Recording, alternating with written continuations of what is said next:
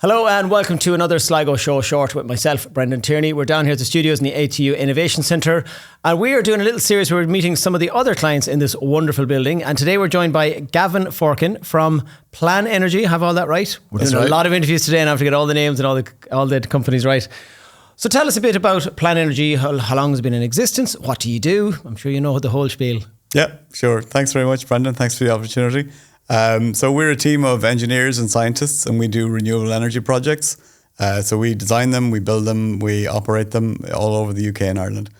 We have a team of about 25 experienced people from all over the world, from Brazil, from Zambia, from the UK and from Ireland, working in two of the offices in this building. Oh, so you're all in here? We're all in here. All that team is in here. Okay. This is amazing about this hub is until you're down here, there was a lunch thing a few months ago and I was amazed going, the amount of people here, the amount of people that are connected all over the world, so you've 25 people employed. Yeah, that's right. Wow. Yeah. So we have two of the offices at the end of the corridor and I started the business with my wife in about 2017 in the hot desk area on the middle floor. Oh, right, okay. So I was just in there, I was just How long ago was that, did you say? Taking cups of tea in 2017. 2017? Yeah. Okay. Yeah, so it's a while ago. I've been an engineer. I'm a scientist. I've been an engineer for 20 plus years, and I've been doing this kind of work for quite a long time. So I spun it out on my own in the mid 2000s, and this is what it looks like now. Our customers are they're like a blue chip list of the biggest energy companies in Europe. So ESB, Energy de France, and guys that buy renewable energy projects off each other for millions and millions. Buy renewable projects. That's right. Okay, so what does that look like on the ground? So a big wind farm or something? Yeah, you mean? Is it farm. okay? And someone buys that then? Someone buys the wind farm. Yeah, they leave the land belonging to the landowner, but they buy the wind farm and they buy all the liabilities and the opportunities that go with it. And they can be hundreds of millions of euros. So we advise them on those transactions. We do the technical work, and sometimes we're a part owner of some of those projects too. And that's our upcoming big pivot is that we're now the developer, and we've got some backing to go off and be that developer across the UK and Ireland. So again, obviously I haven't got a clue, so I'm trying to ask the layman's questions. So up to now you would have managed some of the projects, making sure they're all running right and everything's but now you're going to be part of the people actually creating the projects. Yeah, so that's it. Yeah, so it's a big enough shift for us. I would imagine so. Yeah, so huge. I mean, it started with it's pretty low risk working for other people on other people's projects. You're just giving technical advice, but now the buck stops with us. We're the people making the decisions, and they're big money decisions, some of them. So, but it's super exciting. It's the culmination of a lot of work. We've planned to be here, and all of those customers that we know really well and that trust us, they're still our customers. So they're now buying projects off us instead of buying services off us. Okay, so I presume that means then you're going to expand. Is that the hope? That's right. Yeah, so we're an Enterprise Ireland customer already and have been for a couple of years, and they've been great support to us, as well as the Sligo Leo. A huge shout out to those guys. We wouldn't have even got off the ground if it wasn't for Sligo Leo. And the amount of support we get from Enterprise Ireland is really positive. So we're looking at process optimization, boring stuff, but important stuff. Boring unless you know you're in that world, then you go, I want to know more. Yeah, I mean, what's the process of going from 10 people to 20 people to 50 people and going from turnover of 5 million to 50 million? You need your processes right. So I'm studying lots of business books, and the guys in the office are studying loads of processes. You're always learning. Completely. Are you adapting?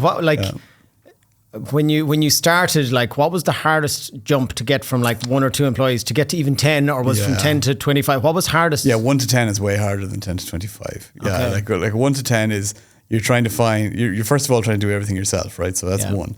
And then when you've got 2, 3, 4, 5, you're trying to find out how many of those people can do 5 jobs at once. And then when you get to 5 to 10, you're trying. Then you have to hire specialists for certain things. And you can't ask them to do something else because they don't do it. And then when you get to 10, you're a little bit more comfortable because the specialists you've hired are pretty good, and you're doing less of everybody's job yourself. And then 10 to 20 is pretty straightforward. You're getting team leaders to hire their staff.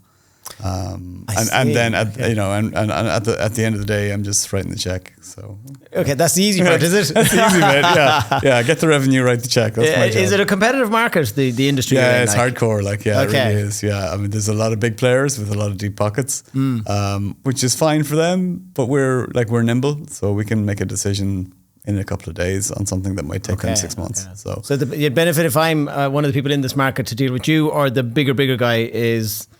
We make decisions really fast. And you're more personal touch, I imagine, probably. And we're an Irish company too, you know, because most of the people who own energy projects they're actually investment funds. So there might be the Canadian Teachers Pension Fund or something like that. Right, okay. Owns a load of projects in Ireland. So you're responsible for all of our pensions, so that's all we're saying here. We're taking that. I take no responsibility for any pension but my own. But it's mad to hear, like, you know, like a company, like, I mean, you might class it as small, but it's amazing. 25 people in this huge global industry. Yeah. And it's right here in this building. Yeah, right? This building is a wonderland, and that's why we kind of wanted to do more of these chats to go, need more people, especially even in Sligo. Do you know what's on your door? Like, you know, so it's exactly. amazing. And we're so mission obsessed about climate as well. That's the core of the business. Is how can we get more carbon out of the electricity system, and anything that doesn't shift the dial for us, we just don't do it. So we haven't done oil, we haven't done gas, even though it's the same type of project. Yeah, we've never done any work on any of those, and this is our core focus. Wow. So yeah, we shift the dial a fair bit. Do you see, like, you're obviously deep in the market, do you see trends or shifts in technology? Do you think things are getting better climate-wise? Yeah, well, most of the technologies are getting cheaper, which is great. So energy on the system gets cheaper. And then there's a really big shift currently happening where you can now plug a generator directly into your factory or something like that. It's called private wires.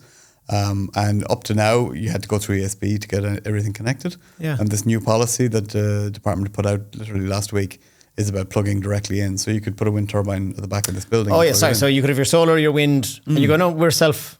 Yeah, exactly. Can they still go back into the grid if they're stuck? Yeah, that's right. Okay, I see. Right. Okay. So it's much more flexibility in how you physically plug in generators to users, and how you use that electricity and how you not use that electricity. So and do you see that like going to homes eventually then, I presume? Would that be because more people with their own solar? Yeah, I mean, but an awful lot of the energy use in Ireland is not around homes. It's around businesses and things like, data centres use a lot, but there's a huge amount of industry that uses a lot of energy too. And those... You know, if you think they're 1 meter box and they're maybe accounting for 10,000 homes, that's a pretty easy win if you plug a system into that. Yes. Otherwise, you'd have to put solar panels on 10,000 homes, and you'd be a long time. Yeah, not as easy. Not as easy. That's for sure.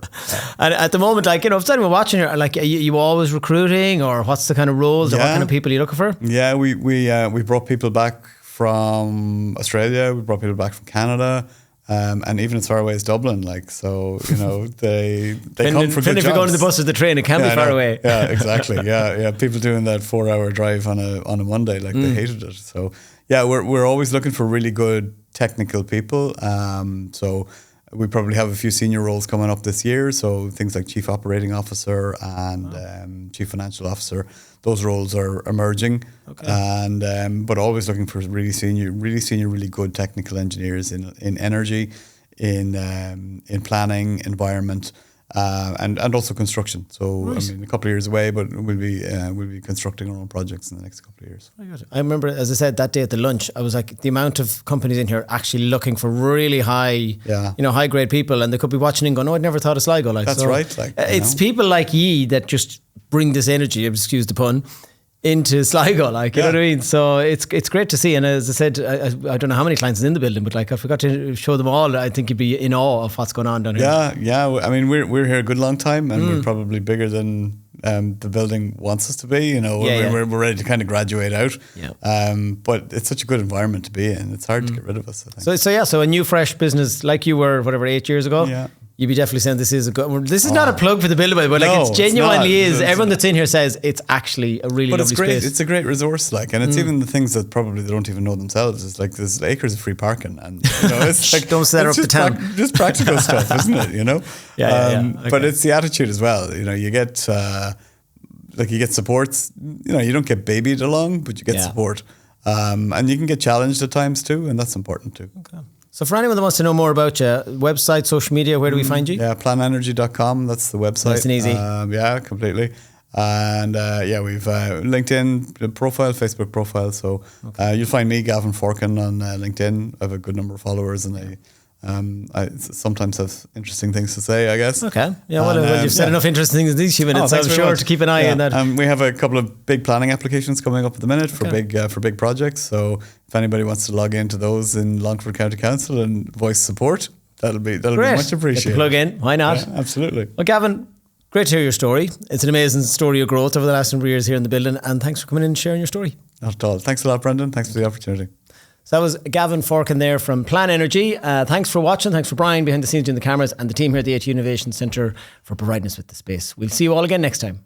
The Sligo Show is produced by Pixel Productions and hosted by Brendan Tierney. If you need video for your business or live event or would like to appear on the show, send us a message today. This show is in partnership with ATU Sligo Innovation Centre, the hub of innovation and commercial enterprise for startups, industry, and academia. If you like what you just watched, we would love if you could please like, share, subscribe, depending on the channel you're watching on. It will just really help us grow our voluntary project here at the Sligo Show. So thanks for watching, and thanks in advance for sharing.